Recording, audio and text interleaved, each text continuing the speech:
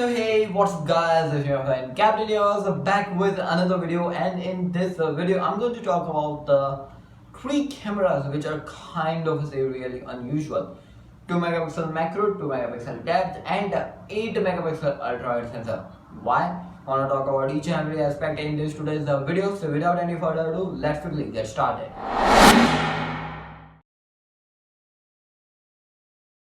Before we go any more deep into the video, while I'm giving some of the examples and stuff, and you might get frustrated, here's a quick note that this isn't targeting any of the brand or any of the marketing gimmick. It's just my opinion. Let me know your opinion in the comment section down below. I'm not targeting again. This is just a normal video, and wanted to talk about what is going on with this camera sensors. So let's talk about these sensors. Let's start off with the 2 megapixel macro and the 2 megapixel depth sensor. Just imagine you are going to buy a smartphone. You definitely going to be looking out for some of the reviews, some of the on paper specification reviews, some of the smartphones in details, and you will also reach out the company's website for more further information. And just imagine you don't have any type of information about this, and you are just a normal person, and you are going to buy a smartphone. You got a smartphone in the front end which is having a 13 megapixel triple camera setup, just written like this, or you can say 48 megapixel triple camera setup, 64 megapixel triple camera setup, 108 megapixel triple camera setup. What you will do, that looks nicer, the triple cameras will be awesome, and you will go ahead with that 108, 64, 48, 13, whatever it is, the big amount of number, and you will go ahead and buy that phone. Going ahead, after a few days, you realize that 2 megapixel macros and depth were on the triple cameras, just like this, 13 plus 2 plus 2. It looks like a kind of a really unusual stuff, right? And so on. It depends upon the companies how they are optimizing, but this is a kind of a going on in a lot of budget based smartphones nowadays. Even with a dual camera setup, you will find this type of unusual cameras. Kind of say companies are doing their best improving their ways on the ways, such as Asus Zenfone 9, nothing phone is there. Both of the smartphones are having a really good cameras on the rear side, personally speaking. There are also a lot of smartphones, but these two are kind of say more likely to be good because of the ultrawides having some of the good quality rather than the 8 megapixel. We're gonna get to that in a bit, but yeah, just imagine ahead you are going to spend a 40,000 INR, a big money from your pocket, and you buy this type of smartphone with a 108 megapixel. Just imagine that it want to be a kind of say really hard for you. And if there is not a 2 megapixel, then there is a 5 megapixel macro depth. Even this is not so optimized, even the quality and looks a lot similar, but companies are kind of say improving this in a lot of ways.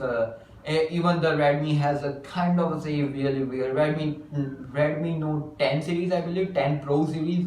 The macros are kind of say really nice on the smartphones, but on lot of they are like a camera just for showcase. And for a depth sensor, it doesn't kind of say sometimes do. And there is also a new sensor going on in the market, AI sensor, or you can say the QVGA. This is also unusual. Remember in a really past time, then there was a kind of say QVGA, or you can say 1.2 megapixel, 1 megapixel, 0.5 megapixel cameras for the Nokia based smartphones. There were a lot of brands with a keypad. It was coming up. This QVGA sensor are kind of like that. I don't know what they are optimizing, that AI lens and stuff, but for me it is kind of lacking behind in a lot of terms. But yeah, if they improve, then what will be there?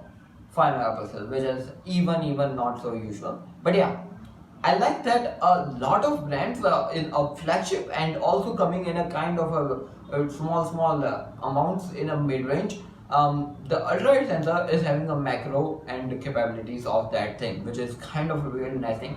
And afterwards that they use only 2 cameras, which is even more looking nicer, and not so much marketing gimmicky will be happening, such as a 48 megapixel plus 13 megapixel sensor. That 13 megapixel ultra-wide sensor will be also having the capabilities of the macro taking out photos, which is really nice thing.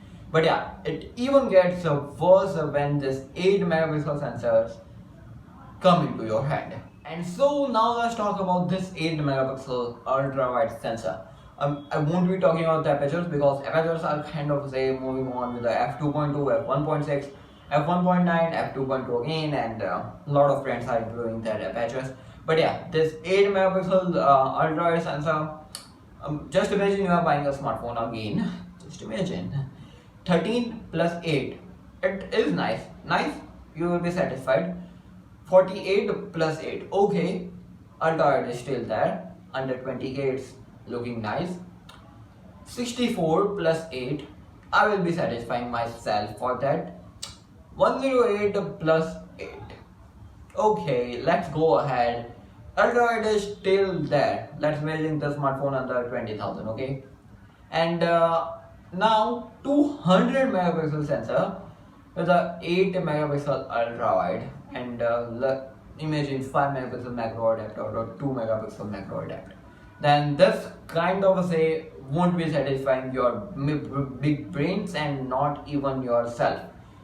You will not go ahead with that smartphone.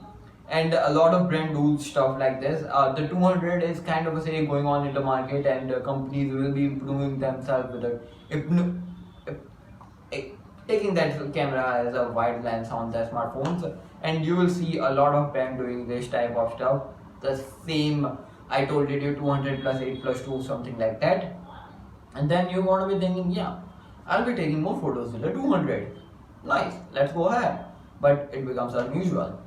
Now you might be thinking, hey, that megapixel gimmick is a kind of a thing. What don't you talk about that? See, megapixels are kind of a way that seem 12 megapixel photos which are also optimized in a lot of pixel base, and pixel binning has been done on that lot of sensors.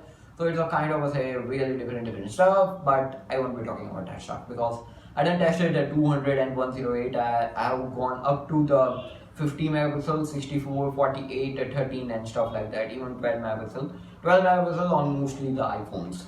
I had tested on a lot of brands too. So yeah, it's kind of like that. So yeah, that's it for this today's video. Now you might be thinking that have you ever used one? I have tested on two smartphones, Redmi Note 10 Pro Max and the OnePlus Nord, the original. That both were having the 8 megapixel ultra-wide sensor, and it wasn't mine basically, so I was completely satisfied at the first glance. But yeah, afterwards when it was on my Google Drive, Google Photos, I realized that hey, that isn't looking that much good. If it's a 13 megapixel ultra-wide sensor, then it's nice. If you get a 50 megapixel for a 200 plus 50 plus 13, definitely you can own the smartphone on paper specifications of the camera. Definitely nice. So yeah, that's it for this today's video. Let me know in the comment section down below what do you think about it, and your phone's cameras might be helpful to the people who are thinking that you might have also tried.